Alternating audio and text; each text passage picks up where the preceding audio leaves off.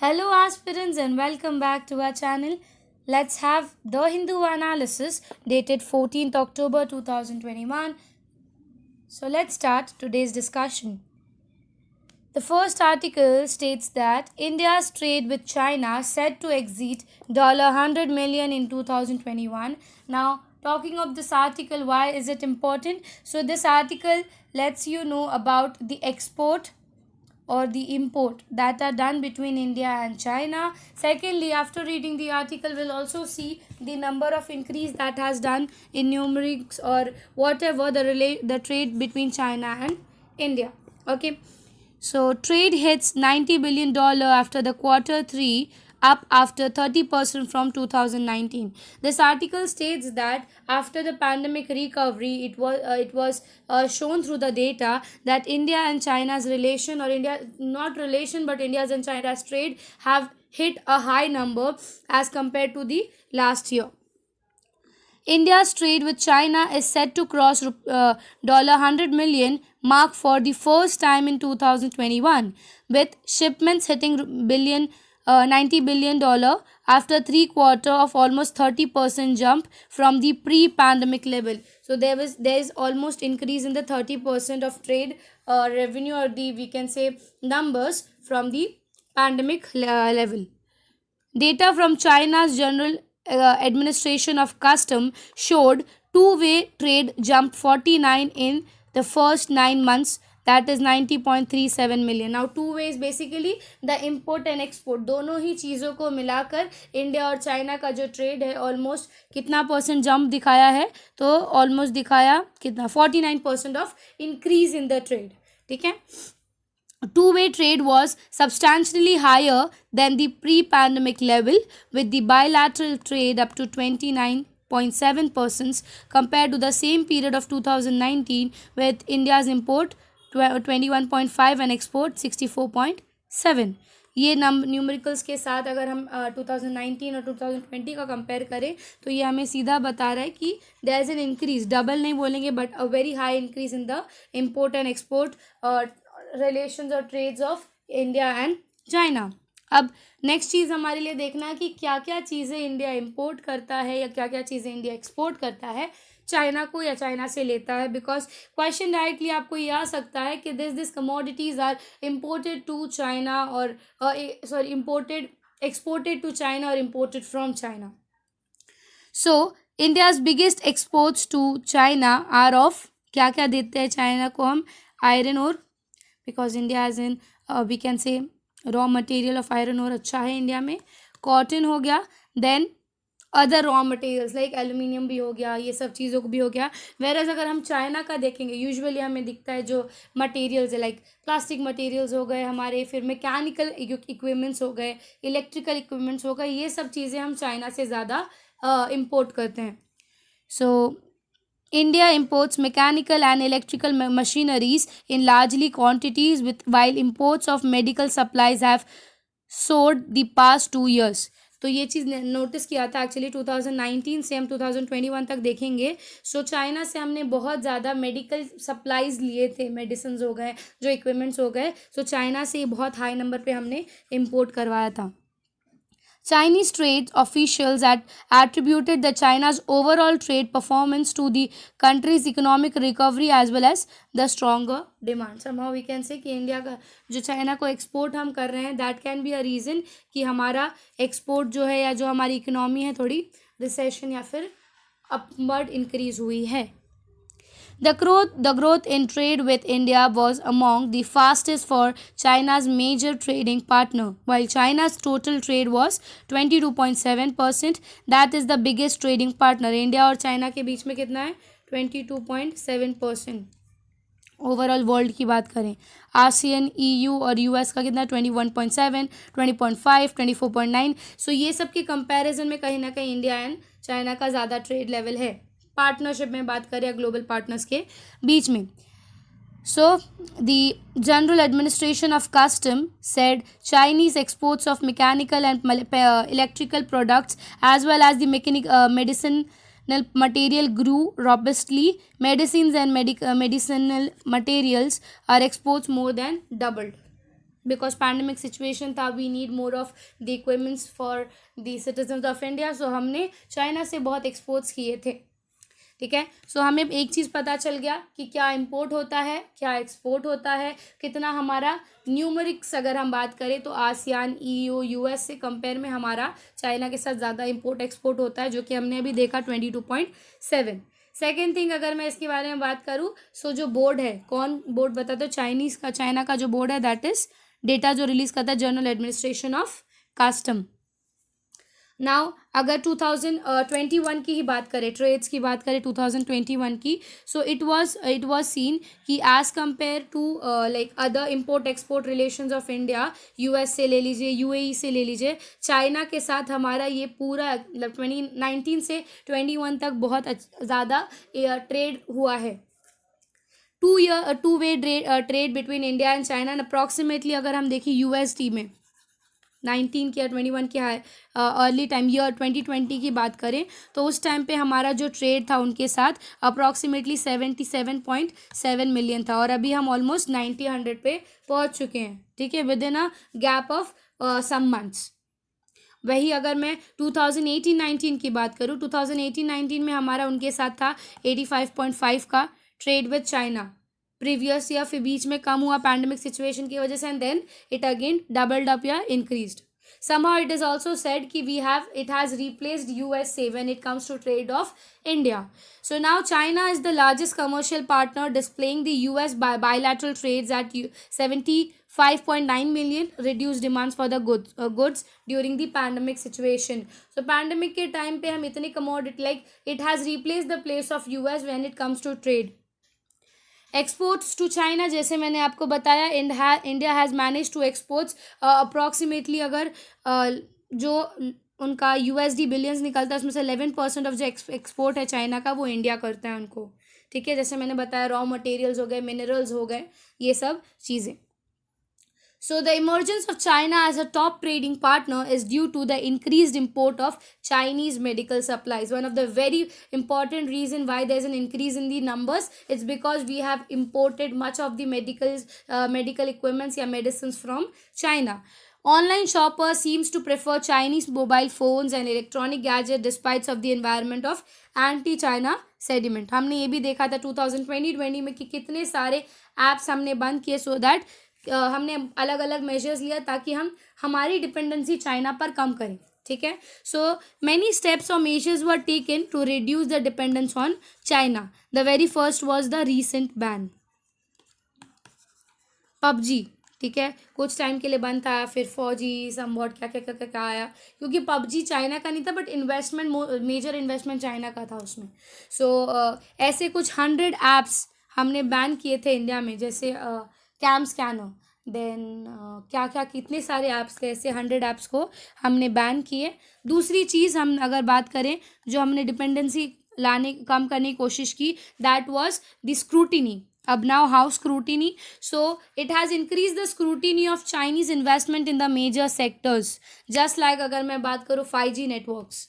ठीक है, जैसे ईरान में हमने देखा था कि ईरान का जो 5G नेटवर्क जो डेवलपिंग था वो इंडिया के साथ हो रहा था, बट बिकॉज चाइना ने इन्फ्लुएंस किया, देन चाइना के साथ वो 5G नेटवर्क का डेवलपमेंट करने लगे। सो इंडिया ने स्क्रूटिनी मतलब एकदम प्रॉपर स्क्रूटिनी स्टार्ट की कि कहाँ पर चाइना का ज़्यादा इन्वेस्टमेंट है, उस चीज़ से थोड़ा दूर ही रखें, सो दैट हम उस चीज़ पर डिपेंडेंट ना हो जाए।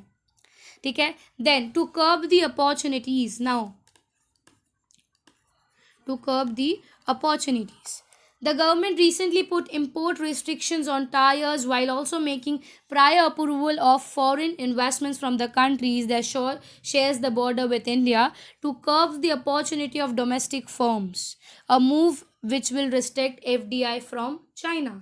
So कर्ब दी अपॉर्चुनिटी मतलब हमें पता है FDI के इन्वेस्टमेंट्स आते हैं अलग अलग रीजंस की वजह से इंडिया में, तो हमने क्या किया, चाइना से जो FDI आते हैं उसको कम करने की कोशिश की, नहीं तो वो भी एक तरह का डिपेंडेंस बन सकता है हमारे लिए। Then next thing is the self sufficiency. India try to focus to be a self independent country.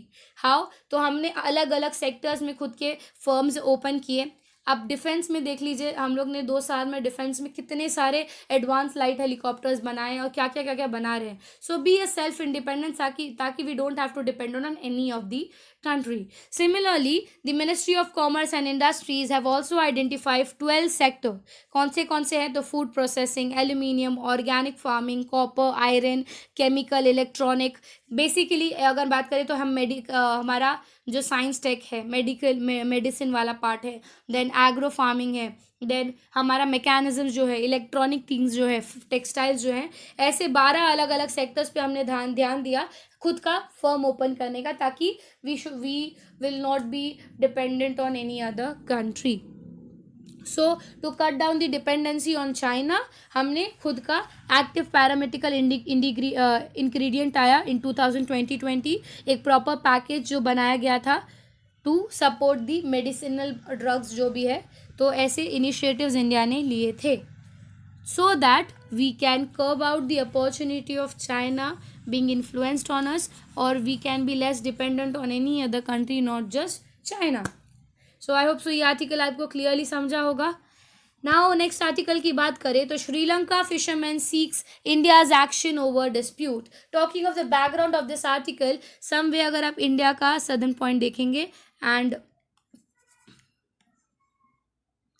India का सदर्न पॉइंट देखेंगे, देन हमारे यहाँ पे बीच में गैप आता है थोड़ा, and then we have Sri Lanka. ये बीच का गैप है हमारा strait, that is Palk straight. ठीक है. सो this area or this water area is a little shallow area which is very good for fishing, which has a very good center of fishing. Similarly, India के जो Tamil population जो fisherman है, where Sri Lanka के northern parts के जो fisherman है, ये सब यहाँ पे फिशिंग करने आते हैं. अप्रॉक्सीमेटली 10 या 15 साल हो गया है कि ये इशू उठा हुआ है about that. It is stated that कि Indian fishermen are continuously invading और coming into the boundaries of Sri Lanka और in the boundaries of Sri Lankan fishermen, which is actually creating a loss for the Sri Lankan people. Similarly same thing अभी कुछ दिन पहले हुआ है, जिसके वजह से ये आर्टिकल न्यूज़ में आया है. Okay. So Indian fishermen are crossing the maritime boundary. The Sri Lanka's northern fishermen want the authorities of India and Sri Lanka to urgently step in an action to resolve the long persisting conflict of the Palk Strait, fearing the tensions of Indian fishermen could escalate. So exactly अगर मैं story basis में बताऊँ तो हुआ कि ऐसे letters भी submit किए थे कि जिसमें देखा गया था. एक्चुअली द थिंग इज़, जो तमिलियंस के वॉर हुए थे श्रीलंका में, उससे पहले तक एक प्रॉपर एरिया था इनके बीच में विच बिलोंग टू इंडिया उस टाइम पे. ठीक है. प्रॉपर अगर मैं बताऊँ वो जगह कौन सा है, सो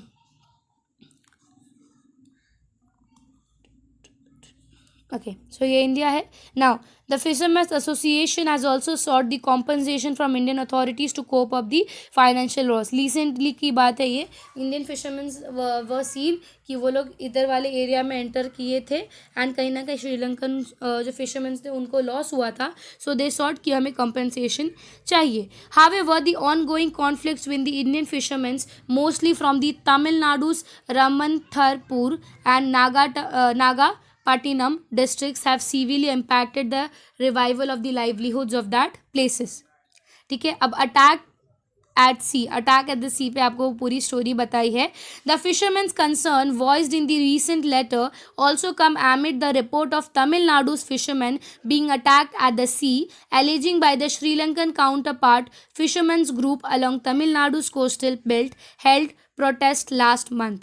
रिसेंटली देखा गया था कि जो तमिल से फिशरमैन गए थे तमिलनाडु से, उन पर अटैक करवाया गया था श्रीलंकन फिशरमैन से, स्टेटिंग कि आप हमारे बाउंड्री में आ रहे हो, आप हमारी लाइवलीहुड ख़राब कर रहे हो, आप हमारे सोर्स ऑफ इनकम में इंटरफेयर कर रहे हो. सो कंटिन्यूसली कुछ लोग को अटैक किया गया था, या फिर हम बोल सकते हैं जिसमें कुछ फिशरमैन्स की मौत भी हुई थी. जैसे इसमें बताया है, समोसन दरवी 28 years, Mysia 30 years, Nagraj 52 years, कुछ लोगों को मार दिया गया था रमनथरपुरम में. ठीक है।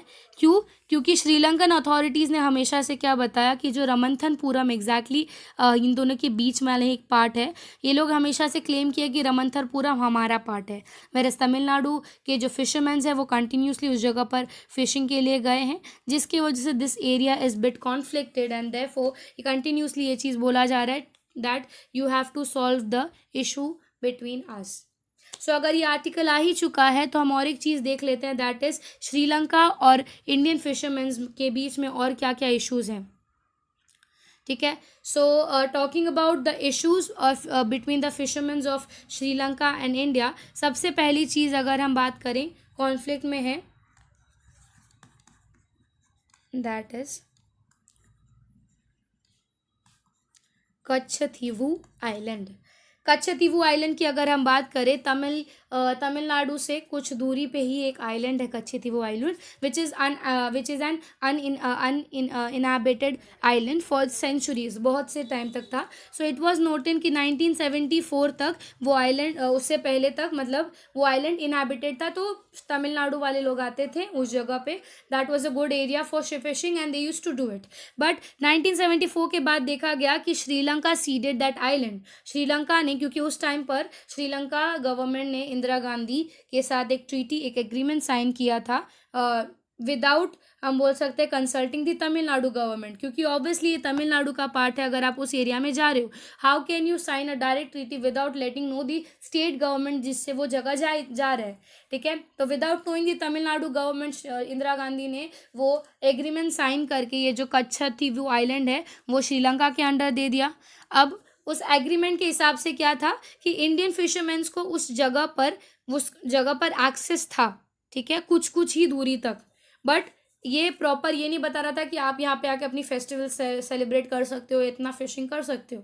सो it was violating the rights of Tamil Nadu's fishermen. So this agreement forced the Indian fishermen to restrict themselves from the areas in their fishing foray.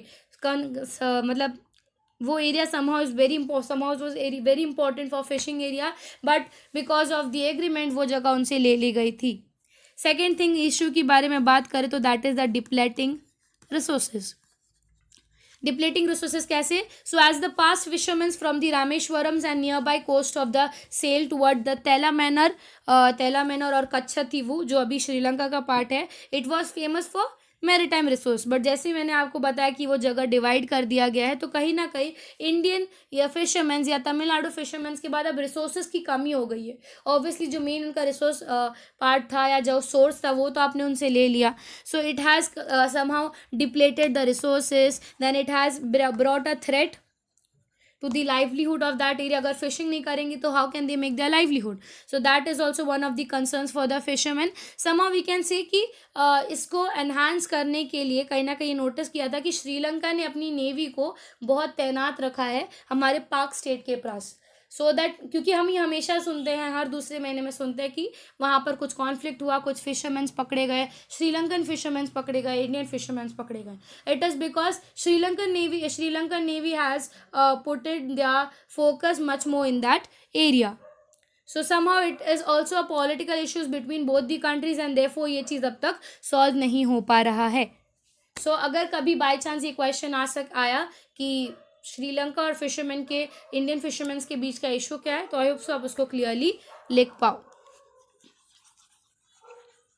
Okay, मेरा एक क्वेश्चन आपको आज है कि श्रीलंका के कौन सा एक जगह है, प्रॉपर श्रीलंका में बात करूँ तो नॉर्दर्न पार्ट में एक जगह है जहाँ पे एक्चुअल तमिलियंस अभी रहते हैं। You just have to tell me the group, the communities name and the place where they are living in Tamil Nadu currently.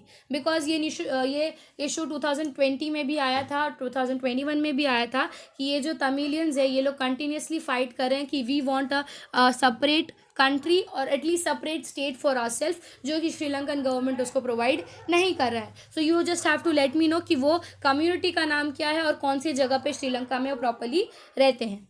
Okay, now moving to the next article. Next article हमारा 2-3 दिन से चल रहा है, that is about the reduction और the decrease in the supplies of coal shortage. ठीक है। कोल shortage के रिलेटेड अगर हम बात करें तो 2-3 दिन से चल रहा है कि सब जगह पे कोल शॉर्टेज हो रहा है। स्टेट गवर्नमेंट्स सेंट्रल गवर्नमेंट को प्ली कर रही है कि आप हमारे यहाँ पे चालू कराओ। कितने जगह पे पावर शॉर्टेज हो गई because of this shortage of coal.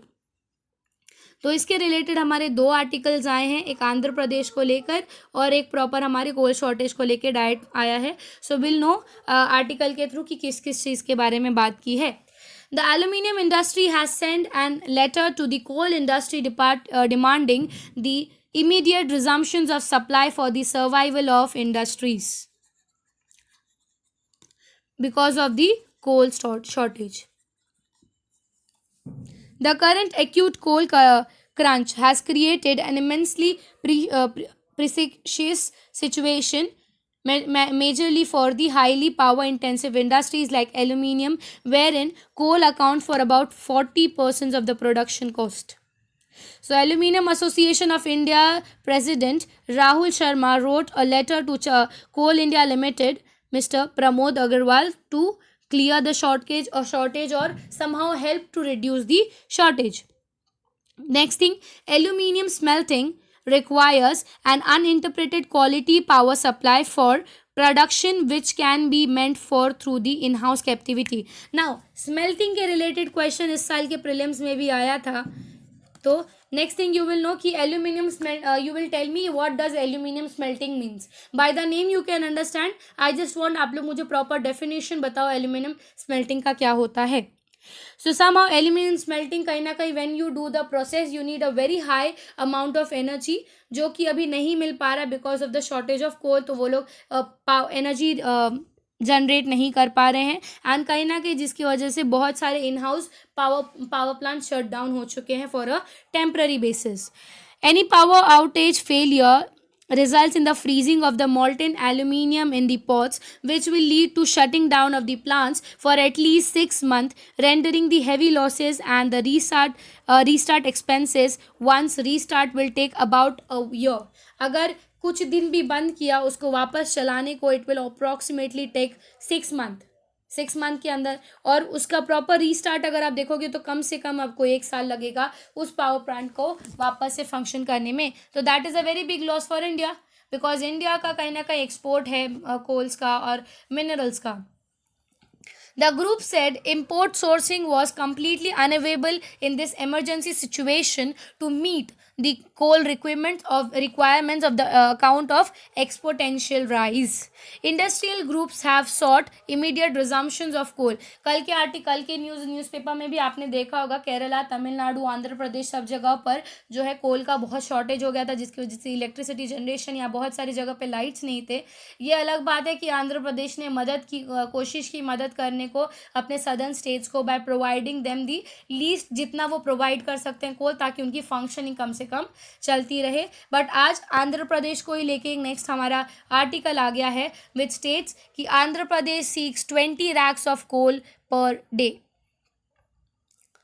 So the state government has requested the union government to allot 20 racks, rack एक यूनिट हम कंसिडर कर सकते हैं, 20 racks of coal per day to the thermal power plants to revive the standards और non-working pit heads of the plant, ताकि emergency basis पे कम से कम वो स्लोली प्रोसेस तो हो ना कि एकदम से ही बंद हो जाए।